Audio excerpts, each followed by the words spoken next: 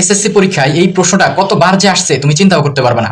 So এই প্রশ্নটা দেখো আমরা মাত্র 10 সেকেন্ডে হচ্ছে সলভ করতে পারি। তো কি আছে আমাদের পি স্কয়ার আছে, সো পি তো আমরা তুলতে পারি না, আমরা হচ্ছে তুলবো এক্স। তাহলে আলফা বাটন প্রেস করে এই যে এক্স দিব, তারপর কি স্কয়ার, সো এই যে স্কয়ার দিলাম, তারপর কি ইকুয়াল টু কিভাবে তুলবো, এই আলফা বাটন প্রেস করে এই ক্যালে চাপ দিব, তাহলে ইকুয়াল টু উঠবে। তারপর কত 13, সো এই যে 13 চাপ দাও, প্লাস রুট ওভার অফ কত 168, so root over of 168 bracket দিয়ে তুলবা। হ্যাঁ, তাহলে এখান থেকে আমরা কি পি এর মানটা বের করবো, কিভাবে বের করবো, এই যে শিফট বাটনে চাপে ক্যালে একটা চাপ দিবা, আবারও শিফট বাটনে চেপে আবারও কি ক্যালে একটা চাপ দিবা, তাহলে দেখো এক্স এর মানটা হচ্ছে বের হয়ে গেছে, মানে কি আমাদের পি এর মানটা বের হয়েছে। সো পি এর মানটা বের হইলো, আমাদের তো লাগবে হচ্ছে 1/p, তাহলে আমরা কি করবো 1 ভাগ হচ্ছে অ্যান্সার দিব, তাহলে দেখো আমাদের কি 1/p এর মান বের হয়ে গেছে।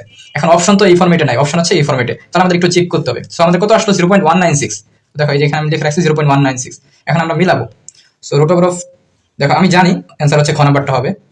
দেখো রুট ওভার অফ আমরা যদি ব্র্যাকেট দিবা রুট কত 6 মাইনাস হচ্ছে কত রুট 6, যদি করো সরি রুট 7 মাইনাস হচ্ছে রুট 6 যদি করো, তাহলে দেখো আমাদের কত আসে 0.196 আসে। ঠিক আছে, সো আমাদের খ নাম্বারটা হচ্ছে অ্যান্সার। ঠিক আছে, আচ্ছা তাহলে এটা যদি তোমরা বুঝে থাকো, তাহলে হচ্ছে এই যে 2 নাম্বার এমসিকিউ যেটা আছে এটা হচ্ছে অ্যান্সার করে হচ্ছে কমেন্ট বক্সে দিবা, আর পেজে অবশ্যই ফলো দিবা এই ধরনের ভিডিও পেতে। আসসালামু আলাইকুম।